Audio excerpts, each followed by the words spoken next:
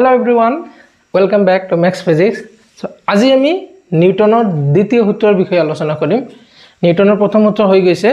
মনত আছে নে কি আছিল? নিউটনৰ প্ৰথম সূত্ৰ কি আছিল? মনত কৰা।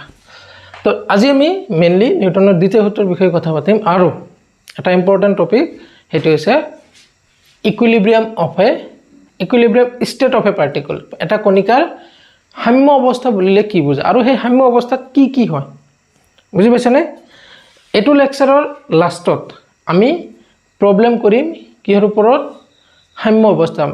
অৱস্থাৰ ওপৰত, ইকুইলিব্ৰিয়াম ষ্টেটৰ ওপৰত। আৰু তাতে আমি নৰ্মেল ৰিয়েকশন কেনেকৈ ওলায়, টেনশন কেনেকৈ ওলায়। নৰ্মেল ৰিয়েকশন জানা নে কি? অবিলম্ব প্ৰতিক্ৰিয়া। তো আমি প্ৰবলেমত কেনেকৈ অবিলম্ব প্ৰতিক্ৰিয়া আমি উলিয়াম, কেনেকৈ টেনশন উলিয়াব লাগে, তো এইবিলাকৰ ওপৰত আমি ইয়াতে কোৱেশ্চন কৰিম। আৰু এইটো ভিডিঅ'টো গোটেইখিনি চালে লাষ্টত তোমাৰ ফ্ৰী বডি ডায়াগ্ৰামত কোনো প্ৰবলেম নহ'ব, টেনশন উলিয়াত কোনো প্ৰবলেম নহ'ব আৰু অবিলম্ব প্ৰতিক্ৰিয়াত কোনো প্ৰবলেম নহ'ব। বুজি পাইছানে? তো ষ্টাৰ্ট কৰোঁ ব'লা। অলপ লিখা মেলাৰ কাৰণে কলম আৰু কাগজটো লৈ ল'বা। বুজি পাইছা? আৰু আজিৰ টপিকটো অলপ ইণ্টাৰেষ্টিং টপিক। বুজি পাইছানে? আমি সৰুৰে পৰা শুনি আহিছোঁ নিউটনৰ দ্বিতীয় সূত্ৰ মানে F = ma, F = ma, F = ma আমি মুখস্থ কৰিছিলোঁ না নাইনত নে 10ত? 9ত। তো আমি ইয়াতে চাম কি যে নিউটনৰ দ্বিতীয় সূত্ৰটো F = ma নহয়। কি নহ'লে চাম আমি ইয়াতে F = ma। তোমালোকে চাগে কিহত চাইছে, থাম্বনেলত দিয়া আছে ন, F = ma is not Newton's second law। तो न्यूटन सेकेंड लॉ क्या है देखो अभी।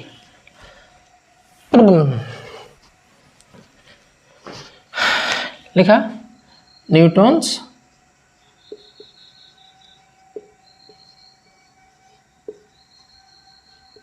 सेकेंड लॉ, নিউটনৰ দ্বিতীয় সূত্ৰ একদম কোট কৰি লিখিবা। কোনো বস্তুৰ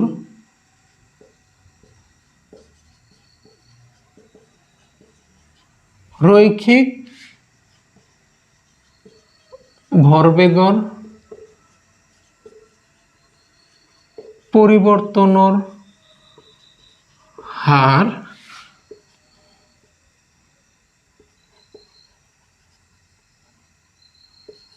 বস্তুটোৰ ওপৰত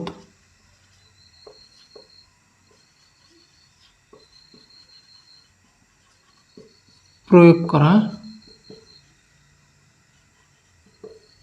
বলৰ সমানুপাতিক।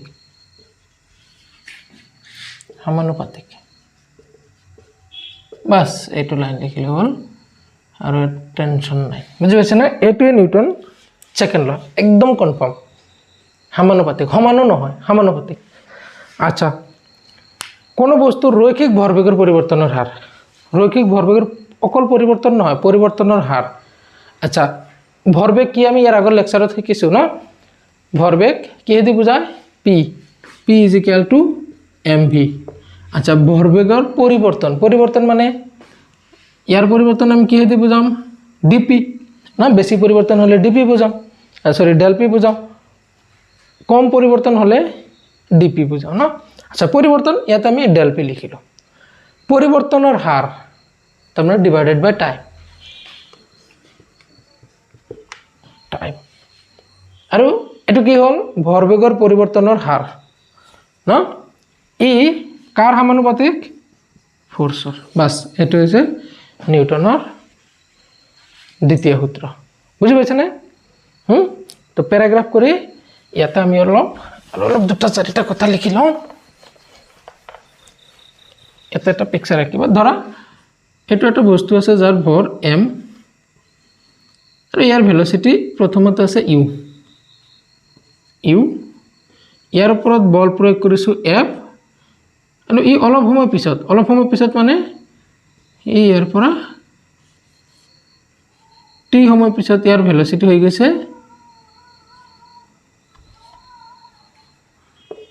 ভি ন ইয়াতে কিমান আৰম্ভণিতে ইয়াতে আছিল আৰম্ভণিতে ইয়াতে টি সমান তো এইখিনি কথা আমি ইয়াতে লিখি লওঁ যদি এম ভৰৰ বস্তু এটাৰ ওপৰত এফ বল প্ৰয়োগ কৰাৰ ফলত ইয়াৰ বেগ ইউৰ পৰা ভি হয় তেন্তে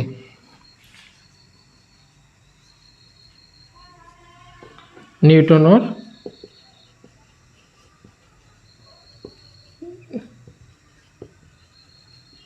দ্বিতীয় সূত্ৰ মতে কি কৈছে F is proportional to del P by del T ন ডেল পি মানে কি পিৰ পৰিৱৰ্তন ইয়াতে পি কিমান আৰু ইয়াতে কি পি কিমান এই দুটাৰ পাৰ্থক্য ইয়াতে পি কিমান ইয়াতে পি ইনিশিয়েল ধৰা পি কিমান হ'ব এইটো সময়ত ইয়াৰ ভৰ আৰু বেগ এম ইউ এইটো পি ফাইনেল কিমান হ'ব এম ইনটু ভি আচ্ছা চাবা তো এফ সমানুপাতিক চিন উঠাই দিলে এটা কনষ্টেণ্ট আহে k del P by del t তো is equal to F is equal two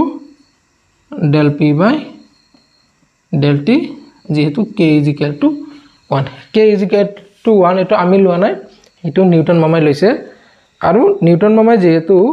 বলৰ ওপৰত আটাইতকৈ আগত সূত্ৰ দিছে আটাইতকৈ আগত কথা কৈছে সো সেই কাৰণে নিউটনে কৈছে যে যেহেতু মোৰ আগত কোনো অহা নাই তো মই ইয়াতে মোৰ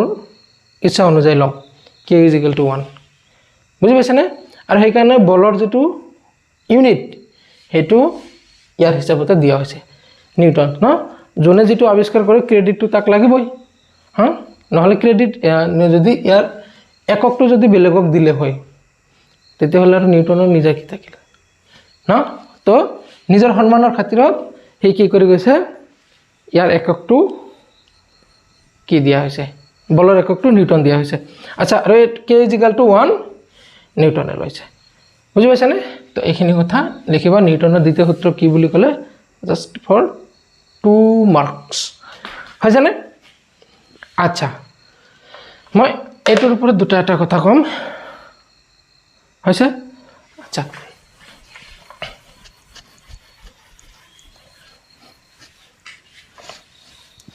চাবা ইয়াত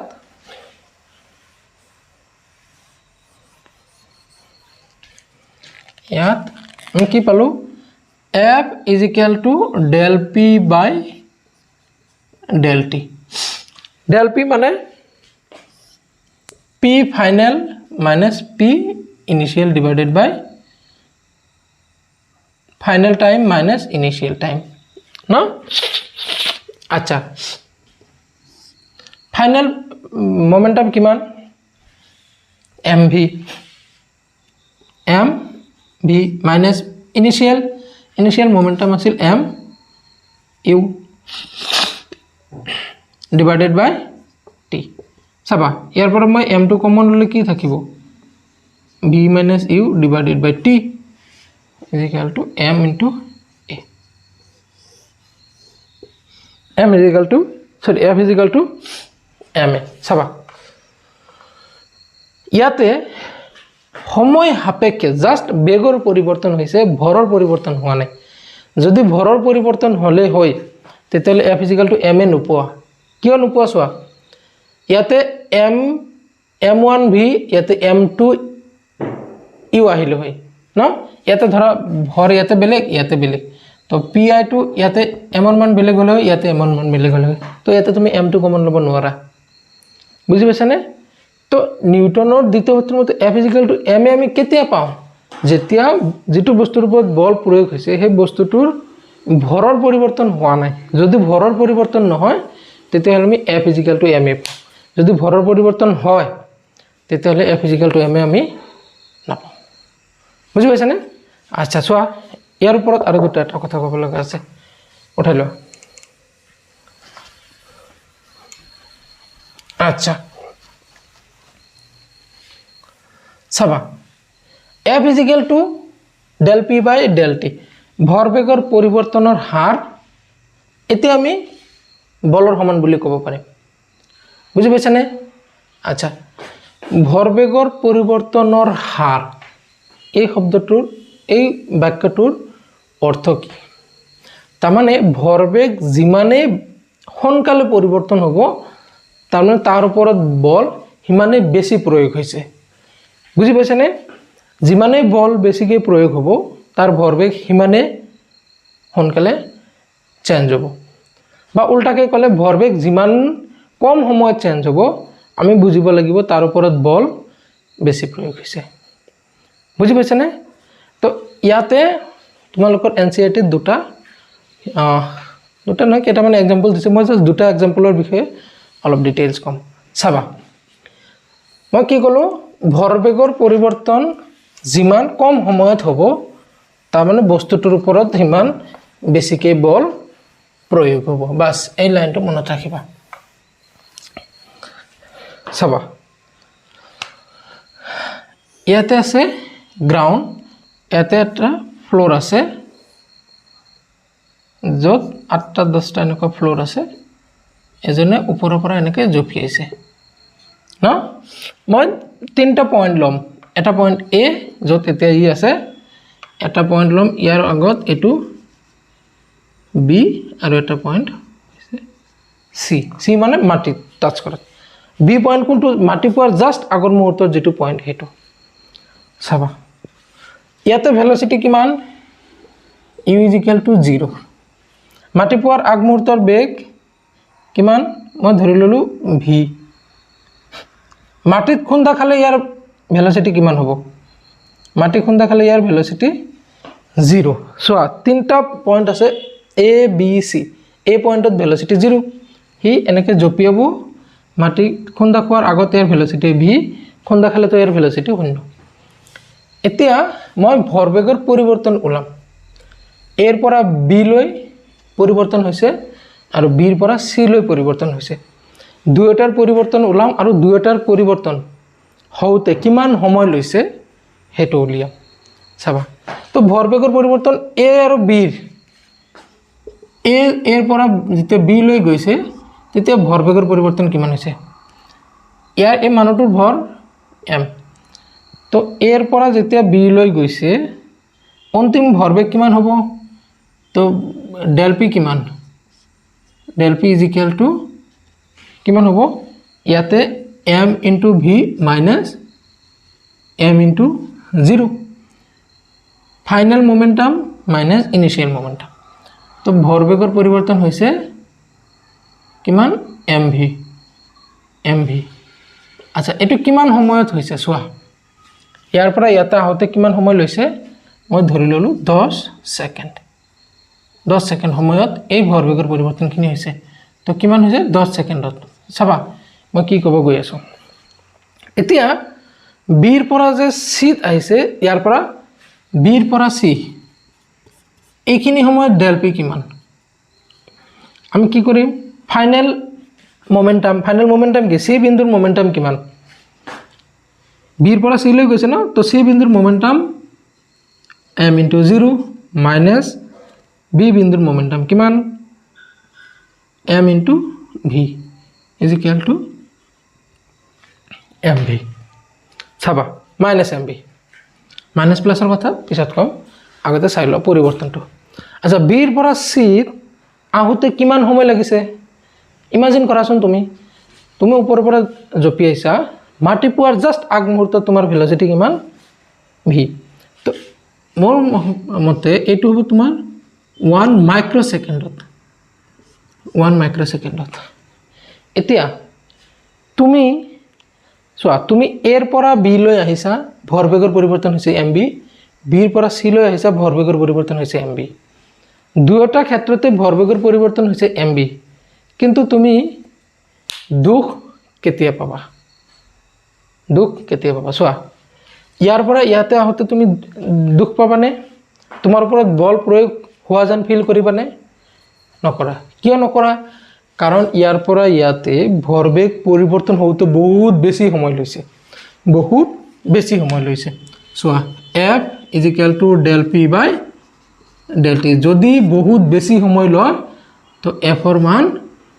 কি হৈ যাব? কমি যাব, ফ'ৰ্চ একেবাৰেই নোহোৱা হৈ যাব। সেইকাৰণে এৰ পৰা বি লৈ আহোঁতে তুমি কোনো তোমাৰ ওপৰত বল প্ৰয়োগ হোৱা যেন ফিল নকৰিবা। কিন্তু যেতিয়া বিৰ পৰা চি লৈ যাব, বিৰ পৰা চি লৈ যাওঁতে ডি টিৰ মান একেবাৰে কম, ডি টিৰ মান একেবাৰে কম। আৰু সেইকাৰণে ভৰবেগৰ পৰিৱৰ্তন যে হৈছে ইয়াতে, তাৰমানে ইয়াতে তোমাৰ ওপৰত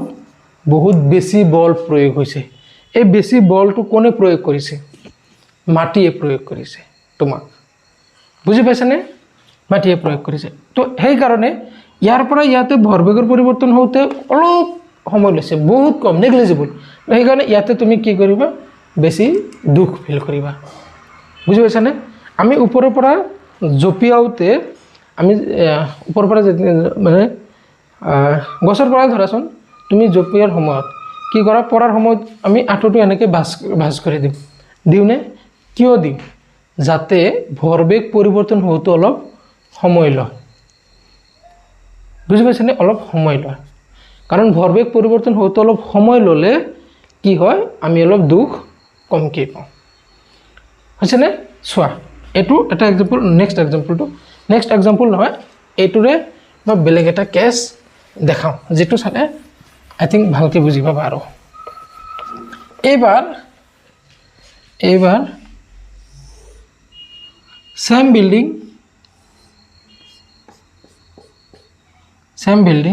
কিন্তু ইয়াৰ পৰা এইখিনি ধৰা পঞ্চ দিয়া আছে, এটা ফ্ল'ৰ মান খালি পঞ্চে দিয়া আছে। বুজি পাইছানে? তো ইয়াৰ পৰা এইবাৰ তুমি চেম জাপ মাৰিব গৈ আছা। এ বিন্দু, ইয়াত ভেলচিটি তোমাৰ কিমান? U is equal to 0। এইটো মোৰ বি বিন্দু, ইয়াত এইটো মোৰ চি বিন্দু। চোৱা, ইয়াৰ পৰা এইখিনি পঞ্চ আছে খালি। তো ইয়াৰ পৰা যেতিয়া ইয়াতে আহিবা, তোমাৰ ভৰবেগৰ পৰিৱৰ্তন কিমান হ'ব? এইটোৰ ভৰবেগ কিমান? ইয়াতে ভেলচিটি কিমান? ভি। তো M V minus M into 0, তো ভৰবেগ হ'ব এম ভি। কিমান সময়ত হৈছে ইয়াৰ পৰা ইয়াতে? তো কিমান? ধৰা 10 ছেকেণ্ড। আচ্ছা, এইবাৰ তুমি বিৰ পৰা চি লৈ আহা। ইয়াতে ভেলচিটি ভি, ইয়াতে অহাৰ লগে লগে কি হ'ব? ভেলচিটি 0 হ'ব। চি পইণ্টত ভেলচিটি 0। তো যেতিয়া ইয়াৰ পৰা ইয়াতে আহিবা, তেতিয়া ডেল পি কিমান? চাওঁ, এইটো পইণ্টত velocity M into 0 minus M into V, তো এম ভি। তো ইয়াৰ পৰা ইয়াতে আহোঁতে ভৰবেগৰ পৰিৱৰ্তন কিমান হৈছে? এম ভি ন? আচ্ছা, এম ভি। এইটো ইয়াৰ পৰা ইয়াতে কিমান সময় ল'ব? এইবাৰ চোৱা, ইয়াৰ পৰা ইয়াতে আহোঁতে অলপ সময় বেছিকৈ ল'ব। বুজি পাইছানে? কাৰণ ইয়াতে তোলা আছে, পঞ্চ আছে। তো ইয়াৰ পৰা ইয়াতে আহোঁতে অলপ বেছি সময় ল'ব। বেছি সময় ল'লে মানে এইটো ধৰা 2 ছেকেণ্ড। এতিয়া যদি 2 ছেকেণ্ড হয়, তেতিয়াহ'লে মই বাৰে এইটো মুচিকি পেলাই আছোঁ। F is equal to del P by del T. চোৱা, আগত ডেল টিৰ মান, এইটো ডেল টিৰ মান কিমান আছিল? মাইক্ৰ' ছেকেণ্ডত আছিল। এইটো 2 ছেকেণ্ড। তো এইটোৰ সময় বাঢ়িছে কাৰণে ইয়াতে ফ'ৰ্চটো তোমাৰ ওপৰত কমকৈ এপ্লাই হৈছে। বুজি পাইছেনে? তো আমি ইয়াৰ পৰা আমি এইটো বস্তু মনত ৰাখিব লাগিব যে ভৰবেগ পৰিৱৰ্তন হওঁতে যদি বেছি সময় লৈছে, তাৰ মানে আমি বুজিব লাগিব বস্তুটোৰ ওপৰত বস্তুটোৰ ওপৰত বল কমকৈ প্ৰয়োগ হৈছে। বা যদি বস্তুটোৰ ভৰবেগ বেছিকৈ পৰিৱৰ্তন হৈছে, কম সময়ত বেছিকৈ হৈছে, তাৰমানে আমি বুজিব লাগিব বস্তুটোৰ ওপৰত বেছি বল প্ৰয়োগ হৈছে। বুজি পাইছেনে? আচ্ছা, নেক্সট আৰু এটা এক্সাম্পল আছে ক্ৰিকেটাৰৰ। চাবা,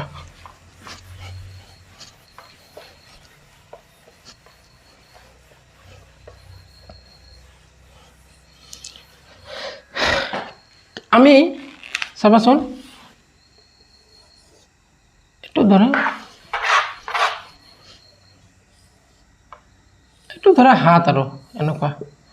ন? ইয়াৰ পৰা ক্ৰিকেট বল যাৰ ভৰ এম আৰু ভেলচিটি ভি, সি আহি আছে। আহাৰ লগে লগে হাত ধৰা এইটো পইণ্ট ইয়াতে ভেলচিটি আছে তোমাৰ ইয়াৰ পৰা কিবা এটা ভেলচিটি আহিছে ইয়াতে তোমাৰ কিবা এটা ভেলচিটি আছে ধৰা এতিয়া ইয়াৰ পৰা ইখিনিত এইটো পইণ্ট নলওঁ মই হাতত ডাইৰেক্ট হাতত লওঁ হাতত পৰিছে হাতত পৰাৰ লগে লগে ইয়াৰ ভেলচিটি 0 হৈ যাব v = 0 ই আহি আছিল v তো ইয়াৰ কিমান হ'ব del p = mv কাৰণ ইয়াতে mv আহি আছিল ইয়াতে 0 হৈ গৈছে চাবা 0 হওঁতে ইয়াৰ পৰা ইয়াতে কিমান টাইম লৈছে আমি ইয়াৰ পৰা এনেকুৱা জাস্ট এইখিনি কথা আমি ইয়াতে কনসিডাৰ কৰিব লাগিব বুজি পাইছানে কিমান কম সময়ত আৰু এটা সিচুৱেচন চোৱা এইটো এই এনেকুৱা স্পিডত আহি আছে ইয়াতে বল যেতিয়া পৰিছে তেতিয়া মই হাতখন পিছুৱাই লৈ গৈছো ইয়াতে চোৱা মই যদি হাতখন এনেকৈ ধৰি ৰাখো নহয় তো পৰাৰ লগে লগে কি হৈ যাব ইয়াৰ মানে ভেলচিটি শূন্য হৈ যাব বুজি পাইছানে পৰাৰ লগে লগে শূন্য হৈ যাব পৰাৰ লগে লগে যদি শূন্য হৈ যায় তাৰ মানে পৰাৰ লগে লগে ইয়াৰ মোমেন্টাম কি হৈ গ'ল চেঞ্জ হৈ গ'ল কম সময়তে গোটেইখিনি মোমেন্টাম চেঞ্জ হৈ গ'ল আমি ইমান দূৰৰ পৰা তো হিসাব কৰিব নোৱাৰিম ওচৰৰ পৰা আমি এটা কি ল'ব লাগিব মানে ইয়াৰ পৰা এইখিনিত পৰাৰ লগে লগে ইয়াৰ মোমেন্টাম 0 হৈ গ'ল সেইকাৰণে আমি বেছি দুখ ফিল কৰোঁ ন যে আমি এনেকৈ ধৰি থাকিলে কি বল যেতিয়া আমাৰ হাতত পৰে না আমি যদি এনেকৈ হাতখন এনেকৈ ৰাখোঁ আমি বেছিকৈ দুখ পাওঁ কিয় দুখ পাওঁ কাৰণ পৰাৰ লগে লগে ইয়াৰ ভেলচিটি শূন্য হৈ যায় মানে কম সময়ত গোটেইখিনি ভৰবেগ পৰিৱৰ্তন হৈ যায় সেইকাৰণে আমি দুখ বেছি পাওঁ কিন্তু যদি আমি এনেকৈ ধৰি হাতখন টানি আনো ধৰা এতিয়া ইয়াতে পৰিছে নহয় হাতখন মই টানি আনিছোঁ তো টানি আনিলে কি হয় অলপ হাত মোৰ ভৰবেগ বলটো যেতিয়া মোৰ হাতত পৰিব হাতখন তললৈ টান দিলে কি হ'ব মানে ভৰবেগটো পৰিৱৰ্তন হওঁতে অলপ সময় ল'ব আৰু সেইকাৰণে আমি দুখ কমকৈ পাওঁ ন কোচিং যিকেইটা ক্ৰিকেট খেলিছা সিহঁতে গম পোৱা বস্তুটো ভালকৈ ন আচ্ছা তো মই বাৰে বাৰে এইটো বিচাৰি ফুৰি আছোঁ আজি এইটো আছে যে তো আমি ইয়াতে কি বস্তু গম পালোঁ যে ভৰবেগৰ পৰিৱৰ্তন আমি যদি দুখ পাব নিবিচাৰোঁ তেতিয়াহ'লে ইয়াৰ পৰিৱৰ্তনটো বেছি সময়ত কৰিব লাগিব বুজি পাইছানে আচ্ছা তো আমি কি পালোঁ F = del p by del t আচ্ছা ইয়াৰ এটা অৱকল ৰূপ আছে অৱকল ৰূপ কাৰ অৱকল ৰূপ এটু কা ডিফাৰেন্সিয়াল form of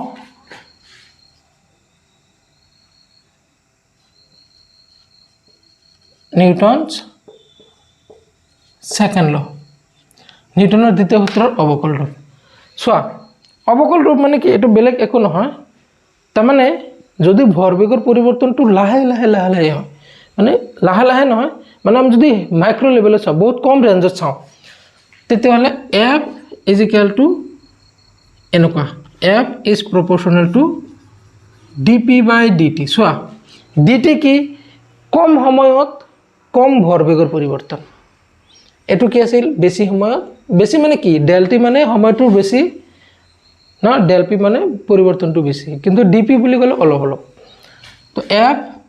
= k dp by dt না তো F = dp by dt আচ্ছা F = d dt p মানে mv না এতিয়া যদি ডিফারেন্সিয়েশন অলপ চলপ জানা এটো ভাঙিব পাৰিবা তো F = ইয়াৰ পৰা মই লিখিম F = মই একবাৰ m টো আগত আনো কিমান হ'ব m dv by dt plus একবাৰ v আগত আনিলে dm by dt চোৱা এটো হৈছে নিউটনৰ অৱকল ৰূপ দ্বিতীয় সূত্ৰৰ অৱকল ৰূপ লিখি লবা ইয়াতে লিখিবা নিউটনৰ দ্বিতীয় সূত্ৰৰ অৱকল ৰূপ হৈছে এনেকৈ লিখি এইখিনিলৈকে লিখা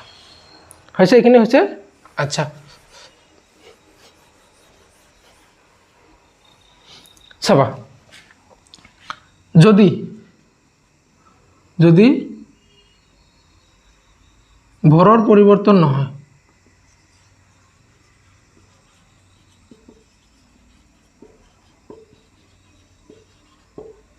তেন্তে আচ্ছা চাবাচোন মই যেতিয়া কি তোমাৰ কাইনেমেটিক্স পঢ়াইছিলোঁ তেতিয়া এইবিলাক বস্তু বহুত ভালকৈ কৈছিলোঁ ন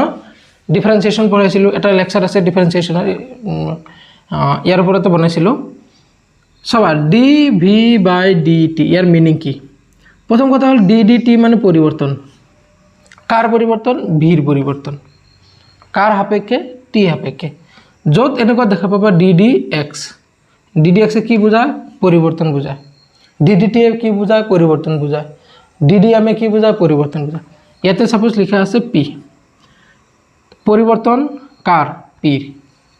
বুজি পাইছা কাৰ সাপেক্ষে এক্সৰ সাপেক্ষে ডি এৰ সাপেক্ষে নহয় এক্সৰ সাপেক্ষে ডি কে বাই ডি এল কাৰ পৰিৱৰ্তন কেৰ পৰিৱৰ্তন কাৰ সাপেক্ষে এলৰ সাপেক্ষে বুজি পাইছা আচ্ছা যদি ভৰৰ পৰিৱৰ্তন নহয় চাবা এইটো তেতিয়াহ'লে কি ডি ডি টি এম এইটো কি বুজায় ভৰৰ পৰিৱৰ্তন কাৰ সাপেক্ষে সময় সাপেক্ষে তো যদি ভৰৰ পৰিৱৰ্তন সময় সাপেক্ষে নহয় তাৰমানে এইখিনিৰ মান 0 তো এইখিনিৰ মান যদি 0 হয় এফ ইজিক্যাল টু কিমান হ'ব m d v by d t is equal to m d v by d t মানে এ তো চালা নিউটনৰ দ্বিতীয় সূত্ৰটো F is equal to m n আছিল F is equal to M a হৈছে নিউটনৰ দ্বিতীয় সূত্ৰৰ এটা স্পেচিয়েল ৰূপ এটা স্পেচিয়েল কেছ বুজি পাইছানে F is equal to M A is a special case of Newton's second law হৈছেনে আচ্ছা এটো আচ্ছা চাবা ইয়াত চাবা তুমি বল প্ৰয়োগ কৰিছা এফ তাৰ কাৰণে ভৰবেগৰ পৰিৱৰ্তন হৈছে যে ভৰবেগৰ পৰিৱৰ্তন মানে P is equal to M into V চাবা ভৰবেগৰ পৰিৱৰ্তন মানে এমৰ পৰিৱৰ্তন হ'ব পাৰে ভিৰ পৰিৱৰ্তন হ'ব পাৰে পিৰ পৰিৱৰ্তন মানে কি আলটিমেটলি এমৰ পৰিৱৰ্তন হ'ব পাৰে এটো ভিৰ পৰিৱৰ্তন হ'ব পাৰে এটো বুজি পাইছানে তো তুমি এটা বস্তুৰ ওপৰত বল প্ৰয়োগ কৰি তাৰ পি চেঞ্জ কৰিছা মানে কি এম চেঞ্জ কৰিব পাৰা ভি চেঞ্জ কৰিব পাৰা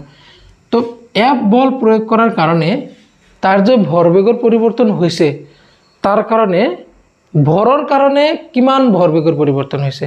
হেতু হৈছে এইখিনি এটো হৈছে ভৰৰ কাৰণে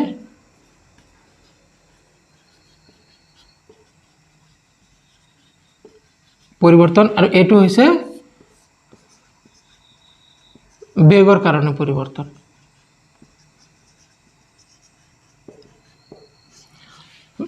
বেগৰ কাৰণে ভৰবেগৰ পৰিৱৰ্তন ভৰৰ কাৰণে ভৰবেগৰ পৰিৱৰ্তন বুজি পাইছানে এফ বল প্ৰয়োগ কৰাৰ কাৰণে কিন্তু আমি এটো চেপ্টাৰ বুলি নহয় ম্যাক্সিমাম আমাৰ এইটো যিখিনি ফাৰ্স্ট ইয়াৰ গোটেইখিনি ফাৰ্স্ট ইয়াৰ সেকেন্ড ইয়াৰত আমি মেইনলি কথা পাতিম মানে য'ত কি ফিক্স মানে ভৰৰ পৰিৱৰ্তন নহয় হেনেকুৱা সিচুৱেচন আমি কথা পাতিম বুজি পাইছানে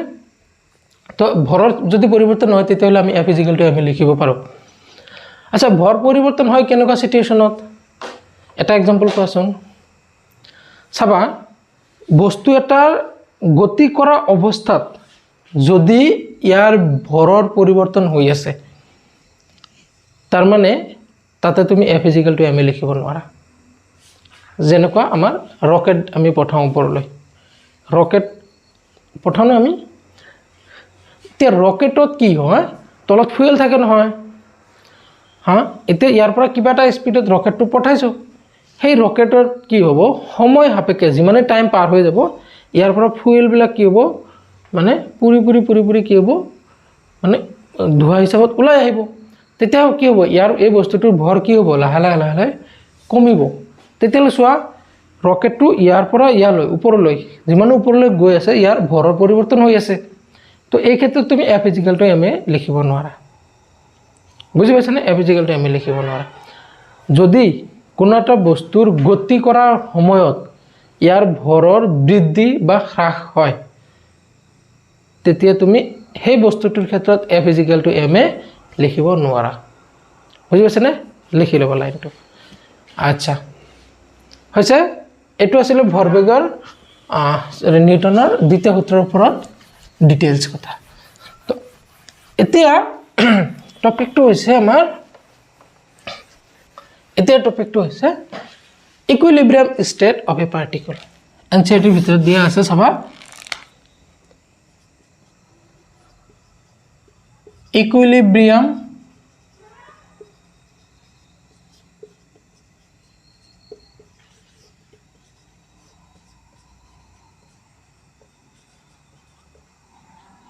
of a particle কোন এটাৰ সাম্য অৱস্থা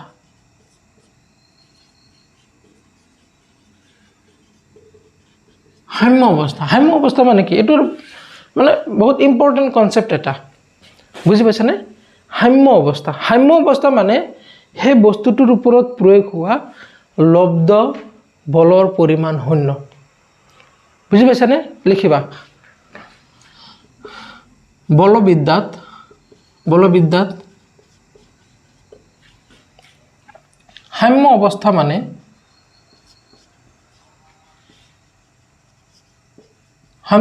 মানে কোনো বস্তুৰ ওপৰত প্ৰয়োগ কৰা মুঠ লব্ধ বলৰ পৰিমাণ শূন্য চাবা কোন এটা বস্তুৰ ওপৰত প্ৰয়োগ হোৱা বলৰ পৰিমাণ শূন্য নহয় লব্ধ বলৰ পৰিমাণ শূন্য এতিয়া বলৰ পৰিমাণ শূন্য আৰু লব্ধ বলৰ পৰিমাণ শূন্য দুটা বেলেগ বেলেগ কথা বুজি পাইছানে এটা বস্তুৰ ওপৰত দুটা বা তিনটা বলে ক্ৰিয়া কৰিব পাৰে কিন্তু ইহঁতৰ লব্ধ বলৰ পৰিমাণ শূন্য হ'ব পাৰে বুজি পাইছানে আচ্ছা গাণিতিকভাৱে আমি কি লিখিব পাৰো f net = 0 গাণিতিকভাৱে এনেকৈ লিখো গাণিতিকভাৱে সাম্য অৱস্থা মানে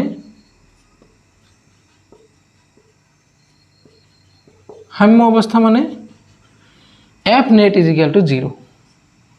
তাৰ মানে যিমানে বল প্ৰয়োগ হৈছে ইয়াৰ গোটেইখিনি মিলি শূন্য তাৰ মানে ইয়াতে বহুত বল থাকিব পাৰে f1 plus f2 plus f3 plus f4 plus ... fn টা গোটেই কেইটা মিলি শূন্য যিমান বল প্ৰয়োগ হৈছে আচ্ছা f শূন্য তো গোটেই কেইটাৰ পৰিমাণ যদি শূন্য হয় তেতিয়া হলে চাবা ma f net মানে ma = 0 আমি পঢ়িলো না f = ma আচ্ছা ইয়াতে চাবা নিউটনৰ f = ma f মানে কি total force f net m মানে টোটাল মাস a মানে নেট চাবাচোন ইয়াতে মই দুটা শব্দত নেট লিখিলো ইয়াতে টোটাল লিখিলো কিয় জানানে f ৰ ঠাইত মই নেট লিখিলো a ঠাইত মই নেট লিখিলো মাসৰ ঠাইত মই টোটাল লিখিলো কিয় আমি যেতিয়া স্কেলাৰ ৰাখি যোগ কৰো নহয় বা গোটেইকেইটা একলগ কৰো তেতিয়া আমি টোটাল বুলি কওঁ আৰু যেতিয়া ভেক্টৰ ৰাখি যোগ কৰো তেতিয়া আমি কি বুলি কওঁ ৰিজাল্টেন্ট লব্ধ নেট বুজি পাইছানে আচ্ছা তো f net = 0 f net মানে ma = 0 implies a = 0 a = 0 কিয় কাৰণ মাস তো 0 হবই নোৱাৰে আমি অলৰেডি কৈছোঁ এইটো কথা যে মাছ শূন্য হ'ব নোৱাৰে না বস্তুটো মাছৰ কোনো পৰিৱৰ্তন নহয় মাছৰ যদি পৰিৱৰ্তন নহয় আৰু সেই বস্তুটোৰ ওপৰত বল প্ৰয়োগ হৈছে মানে কি বস্তু আছে মানে তাৰ ভৰ আছে আচ্ছা এ ইজ ইকুৱেল টু 0 মানে কি চাবা ইয়াৰ পৰা ইনফৰমেশ্যন লিখিম এ ইজ ইকুৱেল টু 0 মানে কি এ ইজ ইকুৱেল টু 0 মানে ইয়াৰ ভেলোচিটি ইনক্ৰিজ হোৱা নাই ডিক্ৰিজ হোৱা নাই হয় ই ৰেষ্টত আছে নহলে ই সুষম বেগত গতি কৰি আছে এ ইজ ইকুৱেল টু 0 ন এটো আমি তো ফাৰ্স্ট নিউটনৰ যেটো প্ৰথম সূত্ৰ তাতে পঢ়িছো এ ইজ ইকুৱেল টু 0 মানে হয় হি ৰেষ্টত আছে নহলে ই সুষম বেগত গতি কৰি আছে এ ইজ ইকুৱেল টু 0 মানে বেগৰ পৰিৱৰ্তন আচ্ছা এতে লিখো বেগৰ পৰিৱৰ্তন ইজ ইকুৱেল টু 0 দেখা যায় না লাইনটো হ্যাঁ দেখা যায় বেগৰ পৰিৱৰ্তন ইজ ইকুৱেল টু 0 বেগৰ পৰিৱৰ্তন হোৱা নাই আচ্ছা মই বাৰে বাৰে এটো বিচাৰি আছো হৈছে আচ্ছা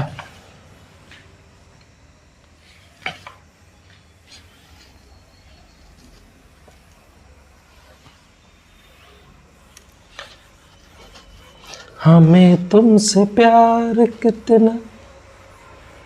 ये तुम नहीं जानते अच्छा अर्थात साम्य अवस्था माने नंबर 1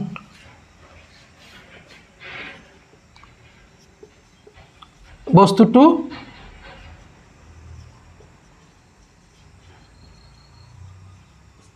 স্থির অবস্থাত আছে বা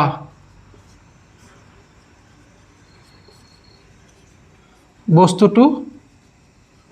সুষম বেগত গতি কৰি আছে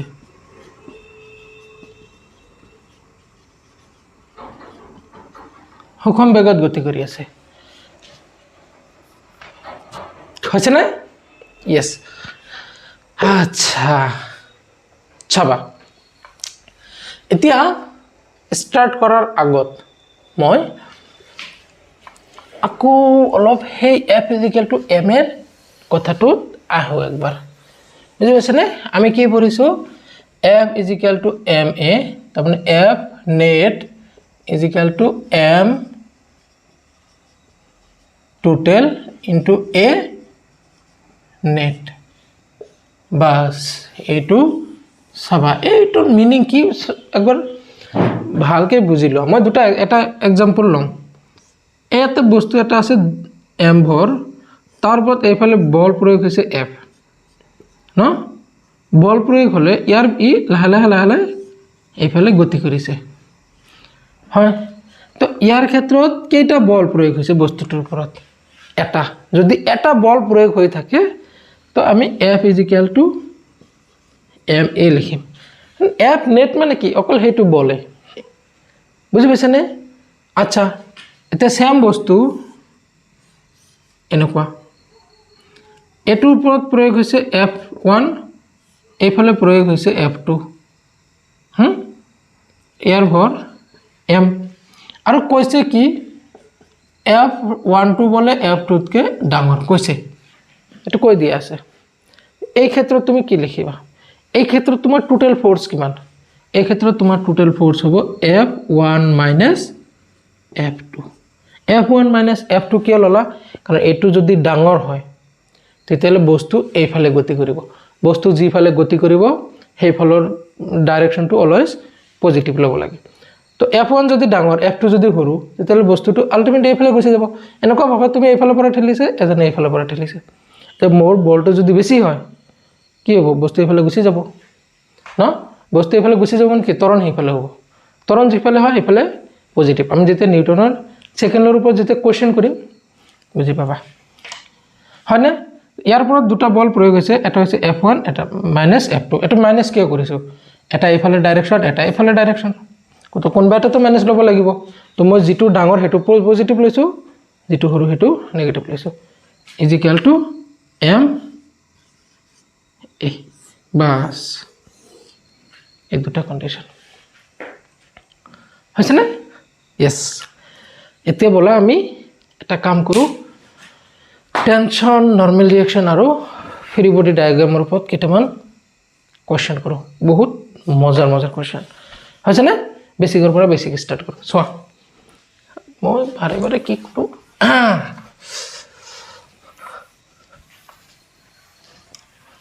টাইম কিমান হল What's the time? চাও একবাৰ টাইম বেছি হোৱা নাই হৈছে বি 1 ঘন্টা হ'ব লিখিবা কোশ্চেন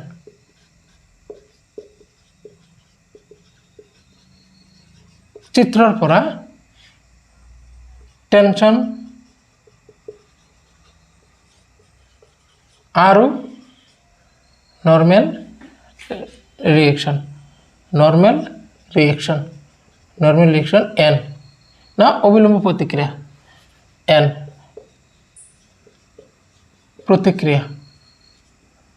অবিলম্ব প্ৰতিক্ৰিয়া নিৰ্ণয় কৰবা উলিবা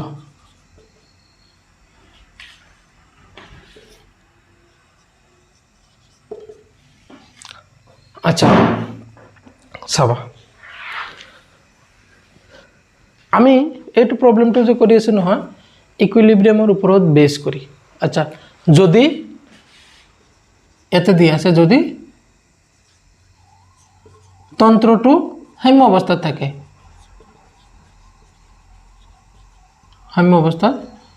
আৰু গোটেইখিনি বস্তু এনেকৈ দিয়াই থাকে ইকুইলিব্ৰিয়ামত আছে বুলি যদি ইকুইলিব্ৰিয়ামত নাথাকে গতি কৰি থাকিলে আমি এনে গম পাম কোশ্চেন চাই বুজি পাইছা তো প্ৰথমটো কোশ্চেন দিছে এনেকুৱা ইয়াতে আছে 2 কেজি ওজনৰ বস্তু ইয়াতে এনেকুৱা হ্যাঙ্গিং কৰি থোৱা আছে না আমাৰ ঘৰত এনেকৈ থৈ দিয়া নাই বাৰান্দাত বটলৰ ওপৰত কি কৰি থৈ দিয়ে সৰু সৰু গছ পুলি ৰুৱে নহলে আগত কি কয় আগৰ দিনত আমি কি ইউজ কৰিছিলো ঘৰত আমি সিগা বুলি কৈছিলো না মায়ে কিবা এনেকৈ হ্যাঙ্গিং কৰি থৈছিল ঘৰত না গাখীৰ চাখীৰ এইবিলাক হয়না চুৰি কৰি খাইছা আচ্ছা তো এনেকুৱা হ্যাঙ্গিং কৰা আছে এতিয়া কৈছে কি এই ৰছিটোৰ ওপৰত টেনশন কিমান হ'ব কিমান টান সৃষ্টি হ'ব তো চোৱা আমি আগত যেতিয়া নৰমাল ৰিঅ্যাকশন টেনশন এইবিলাক আহিব নহয় তেতিয়া তুমি ফ্ৰি বডি ডায়াগ্ৰাম কম্পালসৰি আঁকিব লাগিব ফ্ৰি বডি ডায়াগ্ৰাম কেনেকৈ আঁকে কি নিয়ম ফ্ৰি বডি ডায়াগ্ৰাম আঁকাৰ হেতু য আচ্ছা চোৱা ইয়াৰ ওপৰত কি বলে ক্ৰিয়া কৰিব এটা হৈছে তলফালে mg ওপৰ ফালে ৰছিটোত কি হ'ব টেনশন ওপৰ ফালে আমি ড্ৰ কৰিব লাগে না যেটো বিন্দুত টেনশন আঁকিব লাগে সেই বিন্দুত বহি এনেকৈ ছাতি খুলিব লাগিব আচ্ছা টেনশন এতিয়া এই বস্তুটো 2 কেজি বস্তুটো ওপৰ ফালেও যোৱা নাই তল ফালেও অহা নাই তাৰ মানে বস্তুটোৰ ওপৰত কোনো বলে ক্ৰিয়া কৰা নাই বস্তুটো ওপৰ ফালে যোৱা নাই তল ফালেও অহা নাই তাৰ মানে কি আচ্ছা মই ৰেষ্টত আছো এই কথাটো তুমি বহু ধৰণে ভাবিব পাৰা এটা প্ৰথম কথা হ'ল মোৰ ওপৰত কোনো বলে ক্ৰিয়া কৰা নাই লব্ধ বলে ক্ৰিয়া কৰা নাই প্ৰথম কথা এনেকেও ক'ব পাৰা যে মোক এইফালৰ পৰা যিমান টানি আছে এইফালৰ পৰা সিমান বলেৰে টানি আছে হেনেকুৱাও ক'ব পাৰা বুজি পাইছানে এই বস্তুটো ইয়াতে স্থিৰ অৱস্থাত আছে তাৰ মানে ওপৰ ফালে যিমান বল তল ফালে সিমানে বল বুজি পাইছা তো ওপৰ ফালে বল কিমান ওপৰ ফালে বল টি টেনশন ইজিক্যাল টু তল ফালে কিমান mg m মানে 2 g মানে 10 তো 20 নিউটন এটো হৈছে টেনশনৰ মান বুজি পাইছানে টেনশন ইজিক্যাল টু 20 নিউটন একদম একটকিয়া কোশ্চেন বুজি পাইছা আচ্ছা নেক্সট এটো চোৱা সেম দিয়া আছে এটো 2 কেজি এটো 5 কেজি তো কি কৈছে এতিয়া ৰছিটোত কিমান টেনশন আচ্ছা এটো নৰমাল ৰিঅ্যাকশন আমি ওলাব পাৰিম জানো নাই এটো কাৰোবাৰ লগত কন্টাক্টত নাই নহয় নৰমাল ৰিঅ্যাকশন আমি কেতিয়া ওলাব অবিলম্ব প্ৰতিক্ৰিয়া কেতিয়া ওলাব যেতিয়া দুখন পৃষ্ঠৰ মাজত টাচ হৈ থাকে তেতিয়া আমি নৰমাল ৰিঅ্যাকশন ওলাব ন আচ্ছা এটো হৈছে এটা চোৱা ইয়াতে বস্তু দুটা আছে, তো আমি দুটা ফ্ৰী বডি ডায়াগ্ৰাম দুয়োজনৰে আঁকিব লাগিব। ইয়াৰ ওপৰত আহা, ইয়াৰ ওপৰত কি বলে ক্ৰিয়া কৰিছে, এটা হৈছে mg তলফালে, এটা ওপৰফালে টেনশ্যন, আৰু আছেনে নাই, এটা নাই। আচ্ছা, তো এইটো 5 কেজিৰ কাৰণে আমি কি পাম, t is equal to mg, t is equal to m মানে 5, g মানে 10, তো 50 নিউটন। তাৰমানে এই ৰছিটোত কিমান 50 নিউটন টেনশ্যন হৈছে। চাবা মই এটা কথা কৈছিলোঁ নহয়, যেতিয়ালৈকে টেনশ্যন কি নহয়, সৰি যেতিয়ালৈকে তাৰ চেঞ্জ নহয় বা ৰছী চেঞ্জ নহয়, তেতিয়ালৈকে টেনশ্যনৰ মান একেই থাকে। তাৰমানে ইয়াতে যিমান টেনশ্যন ইয়াতে সিমান। আচ্ছা, ইয়াতে টেনশ্যন কেনেকৈ ড্ৰ কৰিম, ইয়াতে বহি মই উল্টাফালে ছাতি খুলিব লাগিব ন, ছাতিটো বস্তুটোৰ পৰা আঁতৰ ফালে খোলা হয় ন, মোৰ যদি ওপৰফালে লাগে এনেকৈ ছাতি খুলিম, এনেকুৱা হ'ব কাৰচিন, তলফালে লাগিলে এনেকৈ ছাতি খুলিম, এনেকুৱা হ'ব কাৰচিন ন। আচ্ছা, তো ইয়াতেও টেনশ্যন কিমান টিয়ে হ'ব, কাৰণ ৰছী একে তো টেনশ্যন একে। আচ্ছা, এইটোৰ ওপৰত কি বস্তু বলে কি বলে ক্ৰিয়া কৰিছে চোৱা, মই এইটো বস্তুটো বাহিৰত আনিলোঁ 2 কেজি, ইয়াৰ ওপৰত প্ৰথমটো হ'ব mg তলফালে ক্ৰিয়া কৰিছে, আৰু চোৱা টেনশ্যনো ইয়াৰ ওপৰত ক্ৰিয়া কৰিছে, টেনশ্যন t, এইটো টেনশ্যনতো ইয়াৰ ওপৰতে ক্ৰিয়া কৰিছে। আচ্ছা, আৰু এইটো টেনশ্যন এইটোৰ ওপৰত ক্ৰিয়া কৰিছে, এইটো তো এইটো মই যেহেতু ৰছী বেলেগ, তো এইটো মই টেনশ্যন নাম দিলোঁ T1, তো এইটো হ'ব মোৰ T1। এতিয়া এই বস্তুটো আগা পিছা কৰিছে নে ওপৰফালে গৈছে বা তলফালে আহিছে নেকি, নাই হা, তাৰমানে তলফালে যিমান ফ'ৰ্চ ওপৰফালে সিমানে ফ'ৰ্চ, তো ইয়াৰ পৰা ওপৰফালে ফ'ৰ্চ কিমান T ইজিক্যাল টু তলফালে ফ'ৰ্চ দুটা আছে। আচ্ছা, এইটো মোৰ T1 ন, তলফালে দুটা ফ'ৰ্চ আছে T আৰু mg, টিৰ মান কিমান অলৰেডি ওলাইছোঁ 50 প্লাছ m2, তো T1 কিমান 70 নিউটন। এতিয়া চোৱাচোন, যদি এনেকৈ দুটা বস্তু হেঙিং কৰি থৈ দিয়া, কোনটো ৰছীত বেছি প্ৰেছাৰ পৰিব, কোনটো ৰছীত বেছি প্ৰেছাৰ পৰিব, এইটো ৰছীত বেছি প্ৰেছাৰ পৰিব নে এইটো ৰছীত বেছিকৈ প্ৰেছাৰ পৰিব, চোৱা ইমাজিন কৰাচোন। এই কি আছিল নহয়, সলমান খান অনিল কাপুৰ আৰু কাৰোবাৰ ফিল্ম আছিলে, এনেকৈ পাহাৰৰ ওপৰত এনেকৈ হেঙিং কৰি থাকে ন, ওপৰত এজন থাকে, ইয়াৰ ভৰি ধৰি আৰু এজন থাকে, তাৰপিছত আৰু একজন থাকে, একজনে ভৰি ধৰি এনেকৈ তিনিজনে হেঙিং হৈ থাকে। আটাইতকৈ কষ্ট কাৰ বেছি হয়, যিজনে ওপৰত আছে ন, ইয়াৰ বেছিকৈ কষ্ট হ'ব, কাৰণ ইয়াৰ তলত দুজন হেঙিং হৈ আছে, বুজি পাইছা। তো ইয়াতে টেনশ্যনৰ পৰিমাণ বেছি, ইয়াতে টেনশ্যনৰ পৰিমাণ কম, কাৰণ এই ৰছীটোৱে কেৱল ইয়াকহে ধৰি ৰাখিছে। समझ में आया या হৈছেনে? আচ্ছা, তো ইয়াতেতো নৰ্মেল ৰিয়েকশ্যনৰ কথা নাই,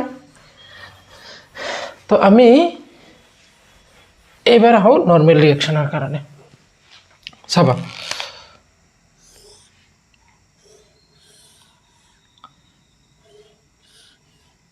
এইটোৰ ভৰ আছে m, এইটোৰ ভৰ আছে স্মল m, এইটো ধৰা 5 কেজি, এইটো 2 কেজি। এতিয়া কি কৈছে, নৰ্মেল ৰিয়েকশ্যনৰ মান দিয়া, ইয়াতে টেনশ্যন নাই, ৰছী নাই, টেনশ্যন ওলাব নালাগে, অকল অবিলম্ব প্ৰতিক্ৰিয়া। এইটো ছাৰ্ফেচ, এটাৰ ওপৰত আনটো আছে। চাবা আমি ফাৰ্ষ্ট অফ অল ছাৰ্ফেচৰ লগত যিটো লাগি আছে ইয়াৰ কথা পাতোঁ, নহ'লে তুমি ইয়াৰ কথা পাতিব পাৰা আগতে স্মল এমৰ ওপৰত। আগতে স্মল এমৰ ফ্ৰী বডি ডায়েগ্ৰাম আঁকো, এইটো স্মল এম, ইয়াৰ ওপৰত কি বল প্ৰয়োগ কৰিছে ইয়াক চাবা। এই বস্তুটোৰ ওপৰত এই পৃষ্ঠই কেপিটেল এমৰ যিটো পৃষ্ঠ, ইয়ে কি কৰিব, ওপৰফালে নৰ্মেল ৰিয়েকশ্যন দিব n, এই বস্তুটোও তলফালে নৰ্মেল ৰিয়েকশ্যন দিব n। আচ্ছা, এইটো n আৰু এইটো n সমান ন, কিন্তু এইটো n প্ৰয়োগ হৈছে এই বস্তুটোৰ ওপৰত, এইটো n প্ৰয়োগ হৈছে এই বস্তুটোৰ ওপৰত। আচ্ছা, তো স্মল এমৰ ওপৰত কোনটো প্ৰয়োগ হৈছে a to n তো ওপৰ ফালে n আৰু কোনটো বল প্ৰয়োগ হৈছে চোৱা স্মল এমৰ mg তলফালে স্মল এমৰ mg তলফালে ক্ৰিয়া কৰিছে তো তলফালে mg আৰু আছে নেকি স্যাৰ এটো আছে নাই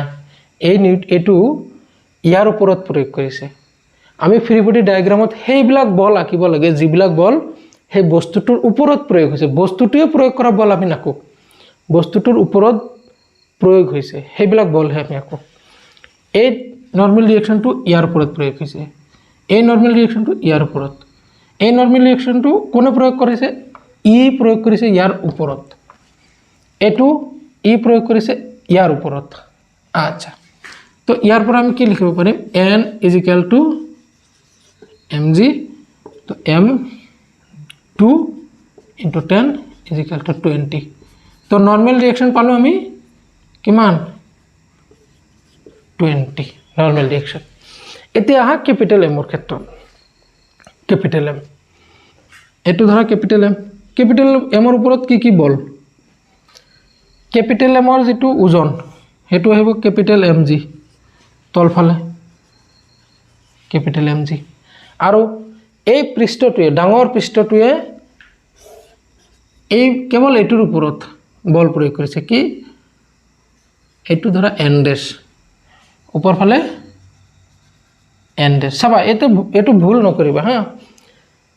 এই পৃষ্ঠটোৱে অকল ইয়াৰ ওপৰত অবিলম্ব বল ক্ৰিয়া কৰিব ইয়াৰ ওপৰত না কাৰণ ই ইয়াৰ লগতে কন্টাক্ট আছে এটো পৃষ্ঠৰ লগত নাই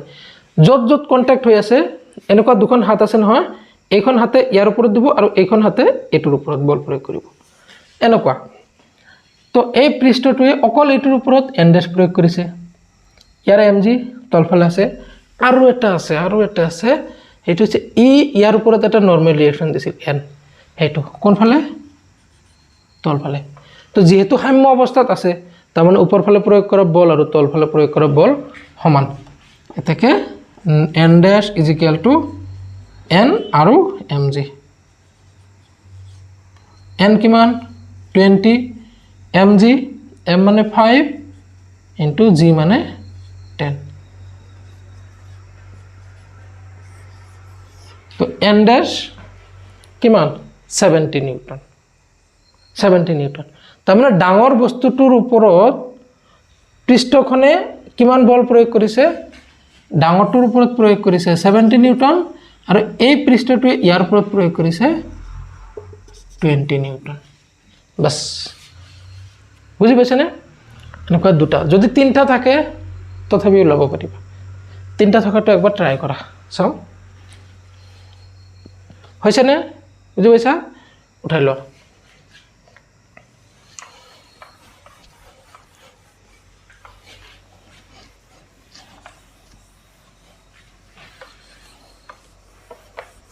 তিনটা থকাটো ট্ৰাই কৰা চাও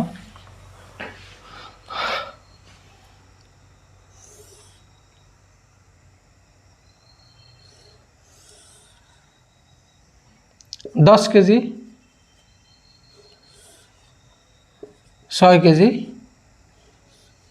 3 কেজি হৈছে না এটা আমি এটা এটাকে আকো আটাতকৈ ওপৰটো আহা ওপৰটো এটো পৃষ্ঠ লাগি আছে না তো এই পৃষ্ঠৰ ওপৰত নৰ্মেল ৰিঅ্যাকচন দিব n ইয়াকো ইয়াৰ ওপৰত এটা দিব n বাস তো এটো 3 কেজি টো আকো তো 3 তো ওপৰত আহিব তলত আহিব 3g মানে mg ওপৰত যাব n তো n = 3g 3 * 3 সরি 3 * 10 30 নিউটন তো n এর মান পালো 30 নিউটন বাস 6 কেজি টু আহা 6 কেজি তলত আহিব 6g হ্যাঁ এটুর তলফালে আহিব 6g ইয়াক এই পৃষ্ঠটো এটা বল প্ৰয়োগ কৰিব ওপৰ ফালে এটু মই ধৰি ললো n1 আৰু ইয়াৰ ওপৰত আৰু এটা নৰ্মেল ৰিঅ্যাকচন ই প্ৰয়োগ কৰি থৈ গৈছে হেতু হৈছে n তো কিমান হল n1 = n + 6g n মানে 30 plus 6 into 10 is equal two 90 এটো হইছে n1 এর মান হইছে 90 সোয়া আচ্ছা এবার আহা 10 কেজি 10 কেজির উপর এটো পৃষ্ঠত লাগি আছে তো এই পৃষ্ঠই দিব ইয়ার উপরত n2 আচ্ছা ইয়ার উপরত এটা নরমাল রিঅ্যাকশন দিত হই গৈছে এটো কিমান n1 কারণ এই পৃষ্ঠয়ে ইয়ার উপরত বল প্রয়োগ কৰিছে n1 ইয়াকো ইয়াৰ উপৰত বল প্ৰয়োগ কৰিব n1 তো 10 কেজিৰ কাৰণে কি কি কৰিব পাৰি তলফালে আহিব 10g উপৰফালে n2 ইয়াৰ উপৰত আৰু এটা বল প্ৰয়োগ কৰি থৈ গৈছে এটো হ'ব n1 তো কিমান হ'ল n2 is equal to n1 plus 10g n1 মানে 90 plus 10 into 10 100 190 আটাইতকৈ তলত যি ইয়াৰ কষ্ট বেছি বুজি পাইছা তো প্ৰবলেম বিলাক এনেকৈ কৰিব লাগে স্যাৰ এটা থাকিলে পাৰিবানে এটা কৰিবা হোমৱৰ্ক দিও এখিনি আগতে উঠাই লোৱা লেকচাৰ মোৰ কিমান টাইম হ'ল আচ্ছা ঠিক আছে হৈছে না আচ্ছা এবার ইনক্লাইন প্লেনার দুটা এটা প্রবলেম করো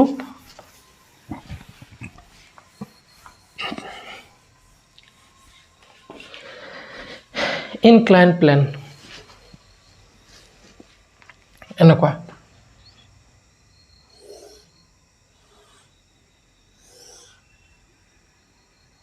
এনেকুৱা তো ইয়াতে আছে স্মল m ভৰৰ বস্তু স্মল m ভৰৰ বস্তু এইটো কোণ দিয়া আছে তোমাৰ 37 ডিগ্ৰী না তো ইয়াক আমাক কি কৰিব লাগে নৰমাল ৰিঅ্যাকশন ওলাব লাগে আচ্ছা ইয়াতে আমি এটা কাম কৰো ইয়াতে ৰছী বান্ধি দিও একেলগে আমি টেনশন ওলাব পাৰিম এই ৰছীটোত টেনশন কিমান হ'ব টেনশন হ'ব এইটো ডাইৰেকশনত মই ৰছীটো টেনশন ধৰিলো টি m বস্তুটোৰ ফ্ৰী বডি ডায়াগ্ৰাম আঁকা ইয়াৰ মাস আহিব তলফালে mg ন mg তো ডাইৰেক্ট তলফালে ক্ৰিয়া কৰিব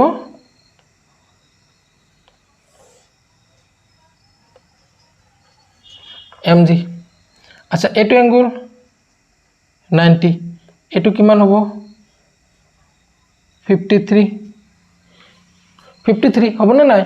গোটেইখিনি মিলি 180 হ'ব লাগে আচ্ছা মই কি কৰিম mg দুটা ভাগত ভাগ কৰিম এটা হৈছে এই অক্ষৰ লগত যেটো অক্ষৰ লগত 53 ডিগ্ৰী কোণ কৰি আছে এটো তো এইফালে আহিব কিমান mg cos 53 ডিগ্ৰী আৰু এটা হ'ব ইয়াৰ লম্ব এফালে হ'ব mg sin 53 ডিগ্ৰী আচ্ছা ইয়াৰ ওপৰত অবিলম্ব প্ৰতিক্ৰিয়া এটো পৃষ্ঠই দিব আৰু কিবা বল আছে নে নাই mg আছিল mg ক মই দুটা ভাগত ভাগ কৰি লৈছো তো mg ৰ দৰকাৰ নাই মই এনেকৈ লাগলে মুছি দিব পাৰিম হৈছে নে আচ্ছা চাবা যেতে এনেকুৱা ইনক্লাইন প্লেন দিয়া থাকিব নহয় তুমি কি কৰিবা তুমি x আৰু y টো এনেকৈ ভাবি লবা এটো x আৰু এটো y বুজি পাইছা নে এটো x এটো y তাৰ মানে চোৱা এই m টো মই এনেকৈ আকিলো m ৰ এইফালে কিমান আছে টেনশন T1 এইফালে কিমান আছে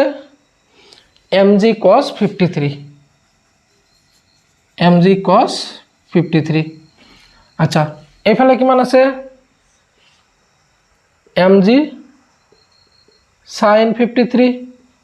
উপৰফালে কিমান আছে নৰমাল ৰিঅ্যাকশন চাবা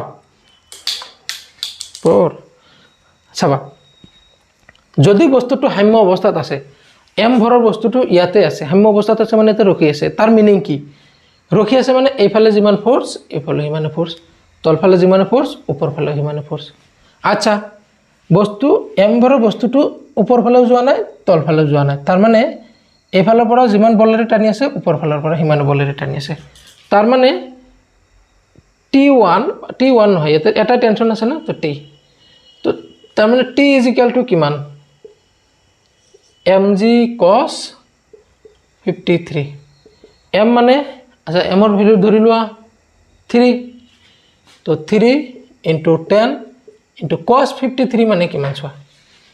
cos 53 মনত আছেনে মই এটা ট্ৰায়াঙ্গল শিকাইছিলো এই যেতিয়া আমি ভেক্টৰৰ কি পঢ়িছিলো তেতিয়া ট্ৰায়াঙ্গল শিকাইছিলো 53 আৰু 37 এই দুটা ফেমাস ট্ৰায়াঙ্গল এনেকুৱা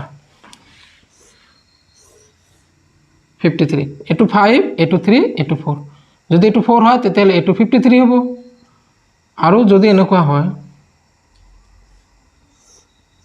এটো 4 এটো 3 এটো 5 5 এ থাকিব তেতিয়ালে এটো হ'ব 37 এটা মোৰ কোনটো ট্ৰায়াঙ্গল 53 ট্ৰায়াঙ্গল তো cos 53 ডিগ্ৰী মানে ভূমি বাই কৰ্ণ ভূমি বাই কৰ্ণ তো cos 53 মানে ভূমি কিমান 3 কৰ্ণ 5 তো কিমান হল 2 এটো আছিল তোমাৰ 18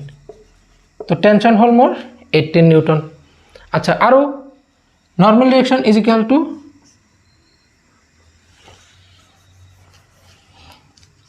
n = mg sin 53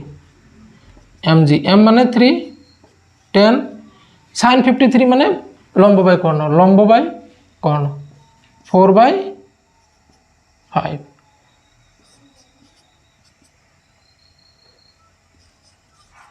24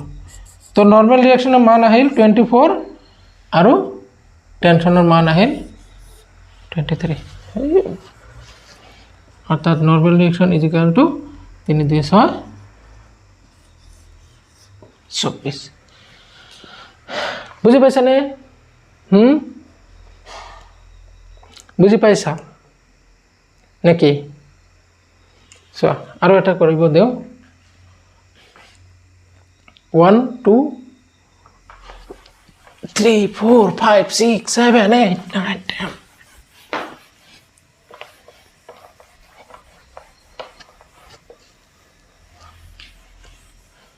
আচ্ছা ইয়াৰে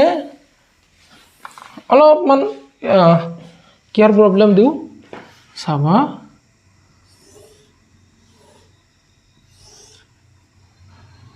ইয়াতে আছে এনেকুৱা বস্তু ভৰ 3 কেজি ইয়াতে এটা বস্তু আছে ৰছী দি টানি ইয়াতে এটা বস্তু আছে 2 কেজি আচ্ছা এবাৰ এই বস্তুটোৰ টেনশন ওলাব লাগে আৰু নৰ্মাল ৰিঅ্যাকশন ওলাব লাগে আচ্ছা সবা এটো মই এবাৰ দিয়া আছে ধৰা 37 এ দিছে 53 ধৰিও কৰিব পাৰিবা ইয়াৰ পৰা কি বল আহিব এটা আহিব নৰ্মাল ৰিঅ্যাকশন এইফালে এটা আহিব mg তল ফালে mg দুটা ভাগত ভাগ কৰিবা এইফালে আহিব mg cos এটো আকৌ 53 হ'ব 53 এফালে এটো যাব mg sin 53 ডিগ্ৰী ইয়াতে তুমি একো কৰিব নালাগে সোৱা এটো স্ট্ৰিং এটোই আছে টেনশন এটোই আছে ইয়াতে ৰছী চেঞ্জ হোৱা নাই এই যেটো প্ৰবলেম ইয়াৰ আগৰ প্ৰবলেমটো একে এক্স্যাক্টলি একে মই কৈছো এটা লাইনও বেলেগ নহয় এক্স্যাক্টলি একে কি একে সোৱা ইয়াৰ আগৰটো মই টেনশন ইয়াতে কিমান পাইছো t = পালো কিমান 18 পালো নেকি 18 নিউটন ইয়াতে যদি 18 নিউটন হয় ৰছী একে ৰছী আছে ইয়াতে কিমান হ'ব ইয়াতে 18 নিউটন হ'ব ইয়াতে 18 নিউটন হ'ব বুজি পাইছানে ইয়েস তো প্ৰবলেম এনেকে কৰিব লাগে এনেকে ডিল কৰিব লাগে ইয়াৰ পিছত আমি নিউটনৰ সেকেন্ড ল হেতুৰ ওপৰত আৰু ডিটেইলছ কোৱেশ্চন কৰিম এতিয়া চোৱা আমি সাম্য অৱস্থাত থকাৰ কোৱেশ্চন বিলাকে কৰিলো ইয়াতে ন এতিয়ালৈকে বস্তু মুভ কৰা নাই f = m এৰ ফৰ্মুলা আহাই নাই তো আমি নেক্সট ভিডিওত নিউটন সেকেন্ডৰ বিষয়ে আমি আৰু ডিটেইলছ কথা পাতিম কনসেপ্টখিনি অলৰেডি হৈ গৈছে আমি মেইনলি এতিয়া তাৰ ওপৰত আৰু প্ৰবলেম কৰিম ঠিকে আছে নে হ'ব তো যদি কিবা ডাউট থাকে গ্ৰুপত কি কৰা এসএমএস কৰা কিবা কিবি থাকিলে তাতেই কোৱা তাতেই পাই যাবা টেনশন নাই হ'ব দিয়া গুড নাইট